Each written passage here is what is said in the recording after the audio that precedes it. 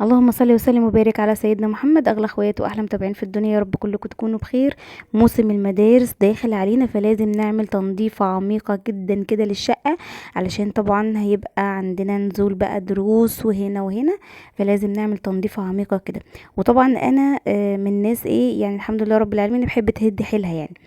فانا قلت مع نفسي كده، قومي يا بت ايه، هدي حيلك شويه في الشقه كده وظبطي الدنيا علشان تفضي للمعمعه اللي داخله علينا. صليتوا بينا على النبي يا ولا على راي طنط منى. يلا بقى نسمي بسم الله ونصلي على رسول الله ونشوف احنا عملنا ايه.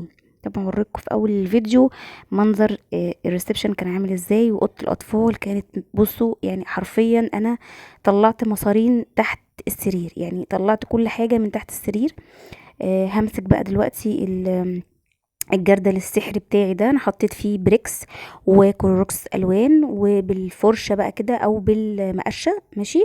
وشبابيك السراير بصوا كل الجوانب، كل حته في السرير انا ما سبتهاش، علشان تبقى انضف يعني، تنظيفه جامده كده للسراير. طبعا الحر والصيف وانتوا عارفين بقى، في مثلا نمل مش عارفه ايه حاجات زي كده. ننضف بقى ونظبط الدنيا. قلبت حرفيا الاوضه دي بجد. الريسبشن بقى انا عملته، بس طبعا عشان وقت الفيديو، وكمان علشان بصراحة ما كانش فيه وقت ان انا اقعد كل شوية افتح كاميرا وافصل، افتح كاميرا وافصل.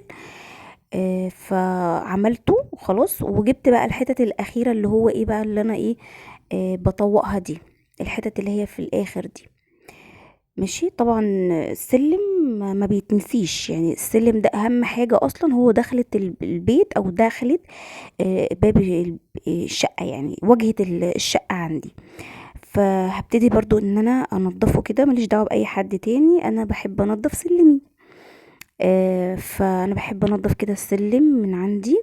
برضو احط في الجردل بتاعنا شوية مية وبريكس وشوية كلوروكس، بيخلي ريحة السلم جميلة جدا، وكمان بيدخلي طراوة في الصيف. يعني بصي، اعملي كده كل يوم او كل يوم ويوم، هتلاقي في طراوة داخلة كده في الشقة رهيبة رهيبة. طبعا مع ريحة البريكس والكلوروكس الألوان بتبقى يعني تحفة. ال الريحة جميلة، يعني زي ما انتوا شايفين كمان السلم ما كانش يعني مش نضيف للدرجة، الله يعني اللهم لك الحمد. علشان على طول يعني بحط ايدي فيه على طول، بنضفه على طول، بمسح السلم مثلا لو في مثلا زبالة ولا حاجة بركنها بره الشقة طبعا، لحد ما حد يعدي، وبنرمي ايه، نرمي الزبالة. هنلمع بقى السلم كده ونظبطه ونخليه قشطة زي الفل. وبعد كده ايه، هوريكم انا عملت ايه. اهم حاجة نصلي على رسول الله كده في الكومنتات. تمام، انا عارفة ان انا بتأخر في الفيديوهات، بس سامحوني بقى، احنا اطفالنا صغيرة وهم اولى بكل مجهود، وهم اولى يعني بكل حاجة بصراحة. ففتحة الكاميرا والتصوير دي بتاخد وقت ومجهود كبير جدا. خلصنا الحمد لله اوضه الاطفال، اللهم لك الحمد. بخرتها كده عشان احنا كنا يوم جمعة، وانا بحب اعمل كل جمعة كده ان انا انضف، حتى لو ما قدرتش اشيل واحط وكده، لازم برضو المع الحتت الفاضية ونفض واعمل وابخر كده زي ما انتوا شايفين. البخور التاني خلص، رحت جايبة بقى عود بخور كده، ورحت مظبطة برضو الدنيا. وكان عندي ملوخية نشرتها كده على جنب. بس طبعا شفتوا الريسبشن في اول الفيديو، وشفتوه دلوقتي. الحمد لله اللهم لك الحمد، خلصنا، نضفنا وخلصنا. تعالوا بقى نعمل ايه، الغدا. هو انا تقريبا ارتحت 10 دقايق تقريبا يعني في اليوم ده، يعني 2 بنادول كده، يعني في يوم ما هتنضفي الشقة لازم تاخدي 2 بنادول، وبعد ما تخلصي الفولتارين بقى صديقي الصدوق. اللهم لك الحمد والشكر. حطينا كده معلقة سمنة بلدي، ويعني شوية زيت صغننين، وبعد كده هنزل بالخضار بتاعي. نزلت بايه، ببصل وفلفل الوان. هنعمل بقى ايه صينية كده محترمة. هنحط بقى ايه الفلفل الاسمر والكزبرة والكمون، وكمان كركم على كاري، خلاص، والملح. حابة تضيفي مرق براحتك، مش حابة برضو براحتك، يعني زي ما انت حابة. انا بقى بحب اضيف لها كمان رشة من السكر. رشة السكر دي بتكرمل معايا البصلة، وبتكرمل معايا الخضار بتاعي، وبتديها طعم حكاية، اللهم بارك، بتبقى تحفة، اللهم بارك، بتبقى جميلة جدا. تمام. هشوحها كويس كده على النار، قلب قلب قلب كده، تمام، لحد ما الفلفل والبصل والخضار بتاعي عامة كله يعني يدبل شوية كده. وبعد كده هنزل بالفراخ بتاعتي او بالدبابيس ايا كانت هي. حابة تخليها سبايسي حطي فلفل، مش حابة براحتك خالص برضو، ما تحطيش اي حاجة. تمام كده. صلوا بقى على الحبيب المصطفى وادعوا لنا دعوة كده من قلبكم. اللهم صل وسلم وبارك على سيدنا محمد. تمام.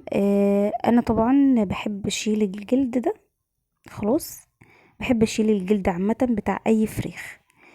لو عايزه شوربه بسيبه، لكن لو هعمل مثلا صينيه مثلا زي كده، بحب ان انا اشيل الجلد من عليها. تمام. وابتدي ان انا احطها بقى في الفرن على درجه حراره 200. اول ما تدخل درجه الحراره اول ما تدخل قصدي الفرن على درجه حراره 200، بتكوني طبعا مسخنه الفرن قبلها وبتدخليها على درجه حراره 200، بتبقى تحفه، بتبقى جميله جدا. بعد كده هتاخد معاكي تقريبا ساعة الا ربع، ساعة الا ربع. ممكن بقى تحطي بطاطس، ممكن تحطي كوسة مثلا، اي خضار انت عايزاه تحطيه مع الصينية دي، بتبقى تحفة. دهنت وشها كده بصلصة او بكاتشب لو متوفر عندك. انا كان عندي صوص الباربيكيو ماشي، وكان الكاتشب، حطيت الاتنين على بعض ودهنت وشها زي ما انتوا شايفين كده. وكانت سكر بجد، كانت احلى صينية فراخ يعني تحفة، مع الصوص بقى الجميل ده، مع شوية رز، بجد كانت خطيرة. حبة سلطة، شوية مخلل، والدنيا هتمشي معاكي. انا حبيت اسهل على نفسي لان اليوم كان معايا مضغوط جدا جدا، ترويق وتنفيض وغسيل ومسيح وكده. فحاولت اسهل على نفسي ورحت عامله لهم صينيه فراخ وشويه رز، وخلاص على كده اللهم لك الحمد. نخلص بقى على كده؟ لا ازاي، لا ازاي، انت ست مصريه لازم انت تتحملي. ما نخلص. الحمد لله. لقيت بقى ايه، ابو العيال داخل عليا ببامي، بامي، وايه اللي قام معاها بقى؟ طب الصبح يا حاج، لا، لازم تتقمع دلوقتي عشان ما يجرالهاش حاجه، عشان ما يحصلهاش حاجه. فالحمد لله يعني مسكنا بقى الباميه، غسلناها كده غسله محترمه، ويعني نشفتها كده تحت المروحة. وبعد كده حطيتها في الطبق زي ما انتوا شايفين كده، وقعدت امع بقى ايه في البامية. البامية انا ما يعني لما باجي اخزنها ما بحطهاش في ميه سخنه ولا كربونات ولا اي حاجه، انا بغسلها زي ما انتوا شايفين كده قبل ما تتقمع. وبعد كده بقمعها، وبعد كده بغسلها تاني واسيبها تنشف، انشرها يعني واسيبها تنشف خالص. وبعبيها في الاكياس وبحطها على طول في الفريزر، وبطلعها ما بيبقاش فيها اي حاجه، ولا بتشد ولا